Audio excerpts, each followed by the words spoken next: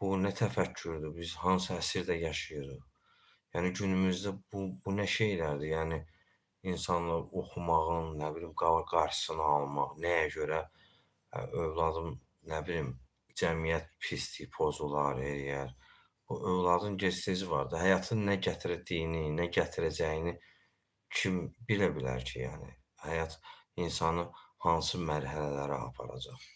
Tembolidə qız övladlarının, yəni, oxudulması əsas olmalıdır, yəni.